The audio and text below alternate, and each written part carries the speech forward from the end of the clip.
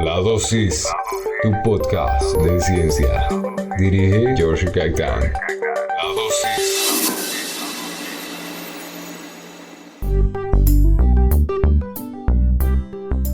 Y hoy le toca el turno nuevamente al alcaloide más famoso, más común y más comercial del mundo. Estamos hablando de la cafeína. En el capítulo anterior nos dedicamos al café. Hoy nos vamos a dedicar a las otras plantas que también contienen cafeína. Estamos hablando del guaraná, de la yerba mate, de la nuez de cola, del yoco, del yaupón y de la guayusa.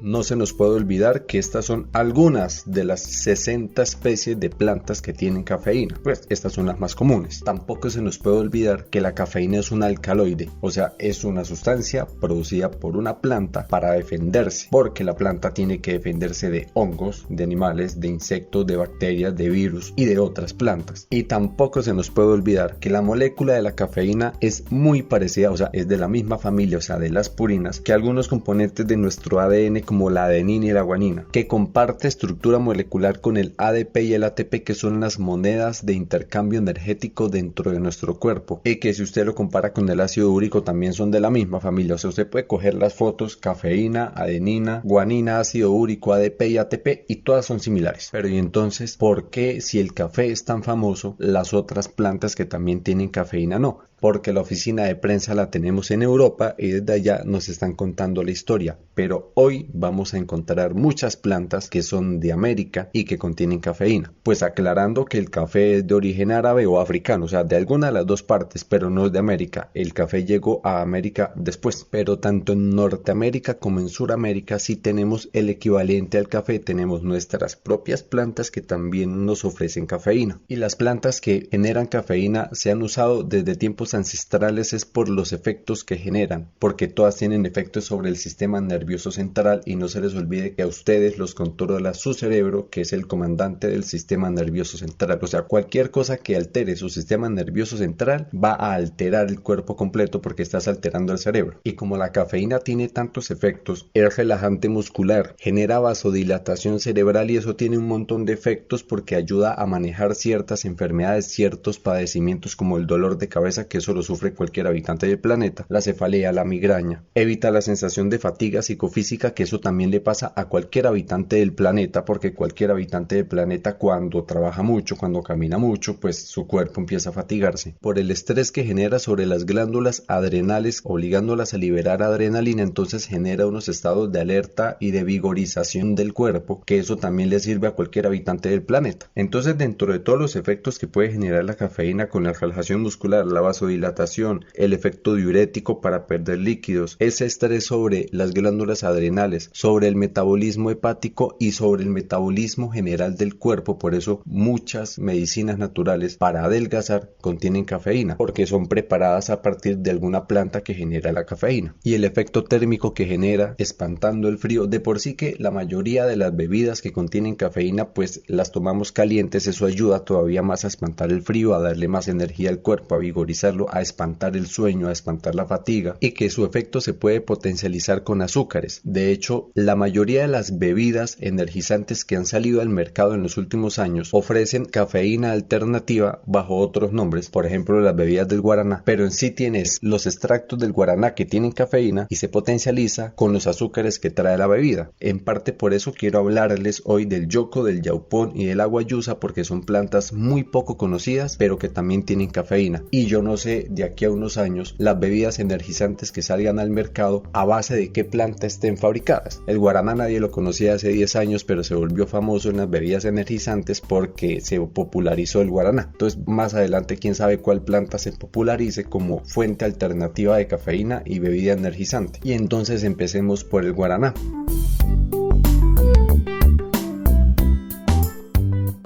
El guaraná es un arbusto y de todo ese arbusto lo que nos sirven son los frutos. Los frutos del guaraná son rojitos que cuando se abren se ve en la parte interna la semilla que es negrita en el centro con blanco, parece un ojo. Este arbusto amazónico pues se ubica en la selva del Amazonas. La distribución de esta planta incluye Venezuela, Brasil, Colombia, Bolivia, pero las tribus que inicialmente utilizaban el guaraná están ubicadas entre el sur de Venezuela y el norte de Brasil. Estas tribus indígenas usaban la infusión de guaraná como planta medicinal porque les ayudaba a manejar padecimientos, o sea, enfermedades. Para ellos eran enfermedades el dolor de cabeza, y el guaraná, por el contenido de cafeína que tiene, genera una vasodilatación cerebral que ayuda a manejar el dolor de cabeza muy bien. Entonces para ellos eso era una medicina extraordinaria, y estas poblaciones indígenas también usaban el guaraná como parte de su equipaje, entre comillas, cuando se iban a esas jornadas de cacería largas. Entonces ellos salían de cacería y esas caminatas involucraban varios días en donde tiene que estar en estado de alerta, con energía para poder cazar, expuestos a las condiciones climáticas de la selva que incluían llover en cualquier momento, frío. Y no se les olvide que los humanos estaban en el menú de muchos depredadores, o sea, aparte de estar pendientes de la cacería, tenían que estar pendientes de no ser cazados, o sea, los peligros en la selva no eran cualquier cosa. Y entonces que aparezca un fruto que sirve para curar algunas enfermedades y que aparte de eso les da lo que ellos necesitan para poderse ir de cacería. ¿Qué necesitan? Energía,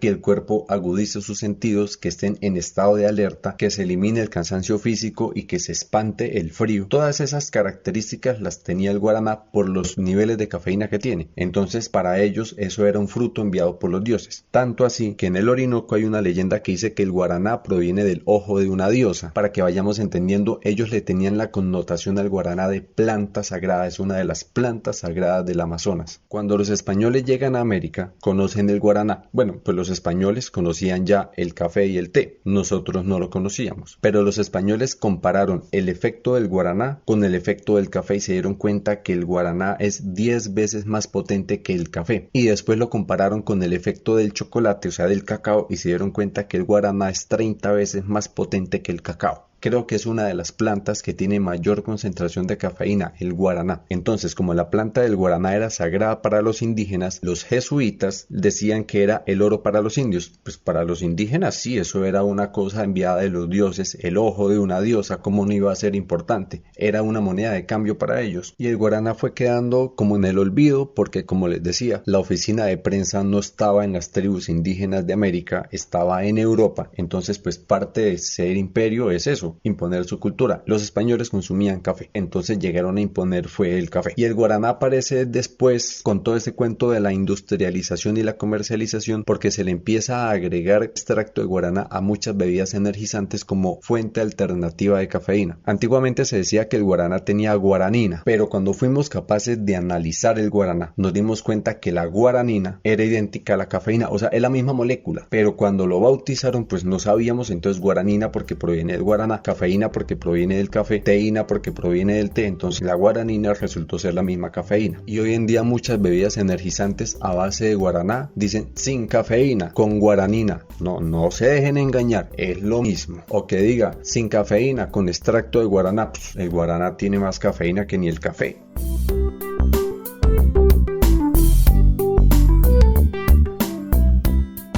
Y ahora le llegó el turno a la yerba mate. La yerba mate se distribuye en Sudamérica, entre Uruguay, Paraguay y Argentina, más o menos, más hacia el sur del Amazonas. Claro que en Argentina es en donde está más fortalecido el comercio de la yerba mate. La yerba mate era utilizada ancestralmente por los indígenas guaraníes. Ellos decían que era una yerba enviada por los dioses, pues de hecho es una especie arbórea, y de esa especie arbórea nosotros lo que sacamos son las hojas. Con las hojas se prepara una infusión, y la infusión se prepara en una vasijita especial. Si ustedes son curiosos y buscan la vasija para el mate, tiene una forma característica. Entonces el mate se toma en una calabaza con una bombilla. Una calabaza es un recipiente especial y la bombilla es como un pitillo hecho en bambú. Claro que ahora con la industrialización eso ha cambiado mucho. Ya las calabazas son hechas en cerámica o en aleaciones de metal, y las bombillas son unas cosas sumamente estilizadas en muchos materiales. Eso las pintan, las adornan, les hacen incrustaciones, porque es que el mate es un ritual. Eso tiene raíces ancestrales. Los indígenas indígenas guaraníes le dan demasiada importancia al ritual del mate, porque el mate ofrecía muchos beneficios para la salud. Hoy en día sabemos que sube las defensas, tiene muchos antioxidantes, o sea, evita un poquito el envejecimiento. No es la fórmula para la eterna juventud, pero retrasa un poquito el envejecimiento, en parte por la cantidad de antioxidantes que tiene. Tiene vitamina B1, vitamina B2, tiene hierro, magnesio, sodio, potasio, ayuda a bajar de peso porque acelera el metabolismo. Entonces muchas medicinas naturales que se utilizan como tratamientos para adelgazar y para bajar de peso están preparados a partir de yerba mate. De la yerba mate se decía que contenía mateína, o sea que la sustancia que generaba todo el efecto se llamaba mateína, pero cuando pudimos analizar la composición química y ver la molécula al microscopio nos dimos cuenta que era la misma cafeína. Entonces le sucedió algo parecido que al guaraná. La dichosa mateína resultó ser la cafeína. Y entonces si usted ve algún producto que diga contiene mateína, puro cuento, eso es cafeína. Los indígenas guaraníes utilizaban el mate en sus rituales para entrar en trance, para poder comunicarse con sus dioses. Lo utilizaban en una especie como de mini ceremonias alrededor de una fogata. Entonces se sentaban en una ronda y se iban pasando la vasijita con el mate. Era comúnmente usado por los chamanes con los fines medicinales, y es que ellos conectaban la parte medicinal con la parte espiritual de los ancestros y de sus dioses. Entonces necesitaban entrar en trance durante el procedimiento médico para poder curar una enfermedad, y el mate les llegaba de anillo, o sea, servía para ambas cosas, curaba algunos padecimientos y generaba un efecto en el chamán que le permitía hacer sus viajes. Entonces, como era tan importante para los indígenas guaraníes, los jesuitas veían que ellos lo usaban como una moneda de cambio, y los monjes jesuitas empezaron a probar el mate y adquirió un sobrenombre, el té de los jesuitas. Entonces a la yerba mate se le conoce también como el té de los jesuitas, porque ellos empezaron a incorporarlo en sus hábitos. Y hoy en día, si usted se va para Argentina, encuentra muchas partes en donde se toma el mate. O sea, si en otras partes del mundo nosotros vamos a tomar el té, si en otras partes del mundo vamos a tomarnos un café, usted en Sudamérica puede ir a tomarse el mate. Y entonces este ritual del mate puede ser algo sumamente sencillo, como sentarse en una mesita a ver el paisaje, o puede ser algo sumamente complejo porque hay personas que le ponen demasiado rigor a esto. Entonces, desde la forma como se tiene que sacar la hierba molida, cómo tiene que agregarla a la vasija, cómo tiene que agregar el agua, la temperatura del agua, cómo agitar, cómo no agitar, todo esto hace parte de un ritual que es el ritual del mate.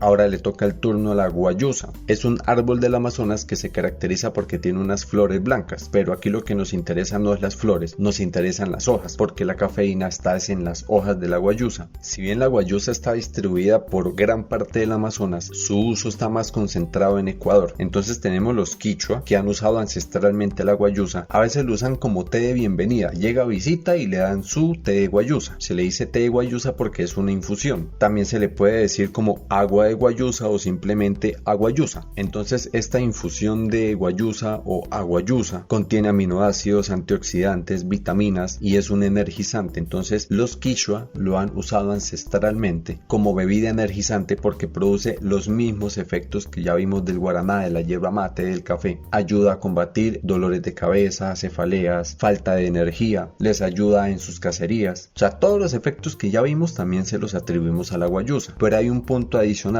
La guayusa ha sido usada en tratamiento contra la infertilidad y dicen que ha tenido unos efectos muy buenos. Entonces, si ustedes sufren de infertilidad, intenten con guayusa a ver si de pronto les funciona. En Ecuador usted encuentra marcas comerciales de guayusa. Ya viene la hoja molida y lista para que usted empiece a hacer las infusiones, así como viene el té, así como vienen las aromáticas. Usted va a encontrar guayusa lista para hacer su aguayusa.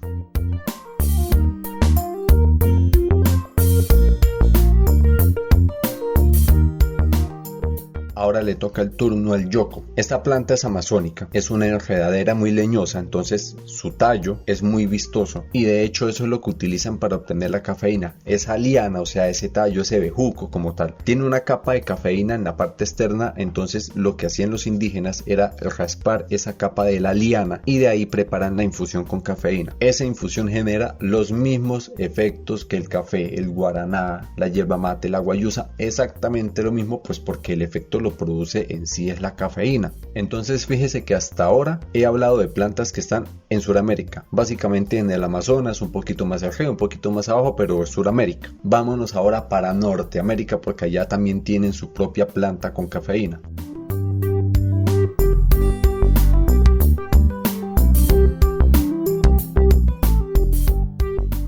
Norteamérica encontramos el yaupón. El yaupón es un árbol que tiene unas hojas y que genera unos frutos, unas bayas de color rojo, pero ojo, esas bayas son venenosas, son tóxicas. Afortunadamente, la cafeína no está en esos frutos, en esas bayas, está en las hojas, entonces nosotros aprovechamos las hojas del yaupón para preparar la infusión que contiene cafeína. Esta infusión de yaupón era muy común en ceremonias de limpieza y ese uso ancestral que le tenían las tribus norteamericanas se debe a su efecto emético, y es que cuando usted consume mucha infusión de yaupón se induce el vómito. De hecho, eso significa efecto emético, que produce vómito. Por eso se le llamaba efecto de limpieza. Entonces ellos tenían unos rituales que eran unas ceremonias de limpieza en donde se les daban las bebidas de yaupón a las personas para que el cuerpo se limpiara de todo lo que tenía por dentro, pues en parte eso influye que haya vómito. Pero cuando llegó la colonización le colocaron su propio apodo, té de yaupón, y dele con su té, porque es que los europeos llegaron y parte de ser imperio significa que ellos llegan a imponer su cultura, su idioma, su religión, sus bebidas, y como ellos conocían el té, entonces todo lo que veían aquí que era una infusión, entonces té también. Entonces si era yaupón, té de yaupón, si es la guayusa, pues té de guayusa. Y como muchas de estas plantas se utilizaban en rituales con los dioses que tenían las tribus americanas, pues cuando llegan los europeos creyéndose imperio, pues el imperio llega a imponer su idioma, su religión, sus costumbres, y yo no puedo imponer mi religión cuando hay unas ceremonias que involucran a otros dioses. Entonces todas las plantas que estaban involucradas en esos rituales fueron desplazadas porque es que eso es de otros dioses y no, aquí toca es nuestro dios y se acabó. Por eso plantas como la guayusa, el yoco, el yaupón, el guaraná, la yerba mate no son tan famosas como sí lo fue el café, pues básicamente porque el café lo traían los colonizadores ya en sus costumbres. Pero entonces con el yaupón, con la infusión del yaupón tenemos una variante, es que se puede consumir frío y caliente, o sea, el té de yaupón se puede consumir como bebida caliente, pero también se puede consumir con hielo. Y durante la Guerra Civil Norteamericana, el yaupón fue utilizado como fuente alternativa de cafeína, porque no había mucho café, porque necesitaban café por el efecto que generaba para el frente de batalla, o sea, era indispensable, pero el suministro de café no era el suficiente, entonces tuvieron que acudir al yaupón, que era otra fuente de cafeína, y el té de yaupón fue muy común durante la Guerra Civil Norteamericana como fuente alternativa de cafeína.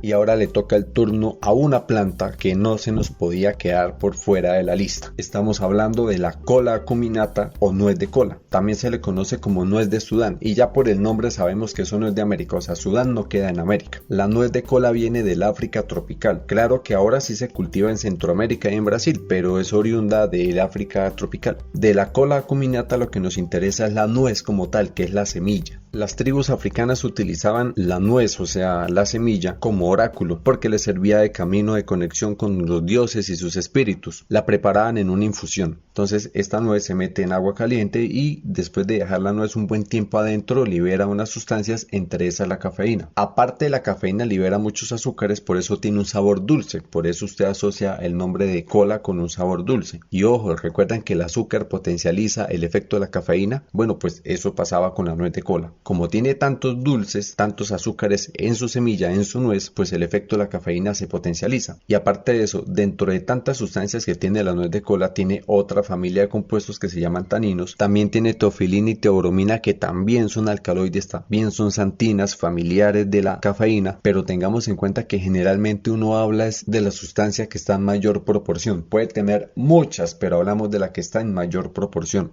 Entonces en la nuez de cola hay muchas sustancias, pero la que está en mayor proporción pues es la cafeína. Y esa mezcla de cafeína con azúcares, con taninos, teofilina y teobromina lo convirtió en un fruto ideal para tratar la astenia. La astenia es una enfermedad que quienes la padecen no pueden hacer esfuerzos físicos, o sea, camina, se fatiga, corre, se fatiga, no puede trotar porque se fatiga. Entonces al masticar esta nuez se puede reducir la fatiga física y el hambre. Entonces servía también dentro de sus infusiones para hacer más llevadera la enfermedad, porque con la nuez de cola sí encontramos un efecto cardiotónico bastante fuerte. O sea, el efecto cardiotónico es que le permite al músculo del corazón trabajar de forma óptima cuando hay poquito oxígeno disponible. Y aquí viene lo más importante de la historia de la nuez de cola.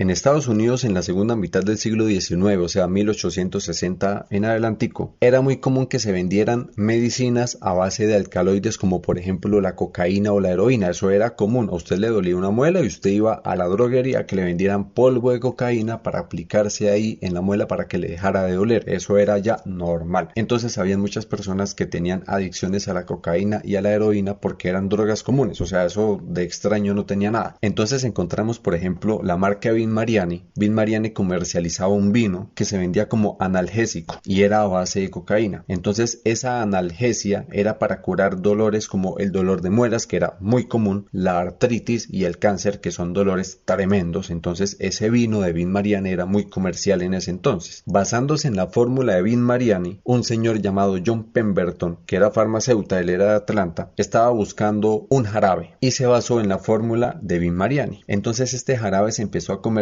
como vino de coca francés, y este vino de coca francés pues contenía cocaína, evidentemente. Después a este vino de coca francés se le adicionó extracto de nuez de cola y pues el producto final fue muy bueno, la gente lo empezó a buscar, entonces se le fueron adicionando cosas después, por ejemplo azúcar y después cafeína. En sí el jarabe servía para curar cualquier molestia, o sea cualquier dolor y muchas otras molestias que puede curar la cafeína, porque o sea la cocaína ayuda más para los dolores, pero la cafeína ayuda para un montón más de cosas, y su preparación se hacía en el estanco. Entonces quien quería consumir el vino de coca francés tenía que ir hasta la farmacia de John Pemberton, que era estilo cafetería, y se sentaba y hacía el pedido y delante de él iban mezclando los componentes y se le entregaba, o sea, como si hoy fuéramos a pedir un cóctel, así se preparaba el vino de coca francés y se lo servían allá al cliente. Era una preparación muy artesanal, pero después se le tuvieron que agregar azúcares, ácido cítrico, CO2 y lo convirtió en una bebida efervescente, y eso es lo que hoy conocemos como la Coca-Cola. Entonces no se nos podía quedar por fuera la planta que contiene cafeína que le dio origen a la bebida más famosa del mundo en este momento, que es la Coca-Cola. Y démonos cuenta que tenemos la cafeína ya por todo lado, o sea, en bebidas, en refrescos, en chicles, en parches, en infusiones, en medicinas. La cafeína nos tiene invadidos por todo lado. El impacto comercial de la cafeína no puede pasar desapercibido. De hecho, si analizamos a Colombia, hay una zona completa del país que involucra 4 departamentos que se llama el eje cafetero, y uno de los ejes de la economía nacional fue el café durante la bonanza cafetera. Países como Jamaica y Brasil tienen el café dentro de sus renglones económicos. Y del impacto cultural ni hablemos. En todos los países del mundo hay cafeterías porque en todos los países del mundo se consume café. Y la bebida más famosa del mundo es la Coca-Cola y contiene cafeína. O sea, si sumamos el café y la Coca-Cola, con eso ya tenemos que toda la población mundial ha consumido un alcaloide llamado cafeína. Ningún habitante del planeta se va a morir sin haber consumido este alcaloide.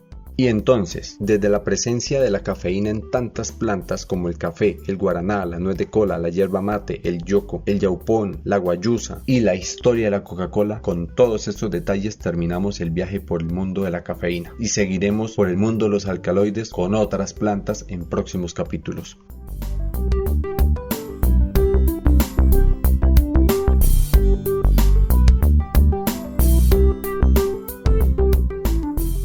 En 1885, John Pemberton patentó la fórmula de la Coca-Cola, y en ese entonces se llamaba Coca-Cola porque tenía extracto de nuez de cola y tenía cocaína de la planta de coca del Perú. De hecho, la fórmula original contemplaba 9 miligramos de cocaína por cada vaso de vino de coca francés, que después se convertiría en Coca-Cola. Pero más o menos en 1913 se eliminó la cocaína y se sustituyó por cafeína. Pero aquí lo interesante es por qué John Pemberton quería desarrollar ese jarabe, porque él era adicto a la heroína y estaba buscando una medicina para curar su adicción a la heroína, y cuando hace el jarabe mezclando el extracto de la nuez de cola con la cocaína obtiene algo que le curó su adicción a la heroína. El problema es que dejó la adicción a la heroína y se volvió adicto fue a la Coca-Cola porque tenía cocaína. Entonces en 1903 él tuvo que eliminar la cocaína de su jarabe y lo reemplazó por cafeína. Y desde 1903 se prepara la Coca-Cola con cafeína. No le pudieron cambiar el nombre porque ya era una marca patentada.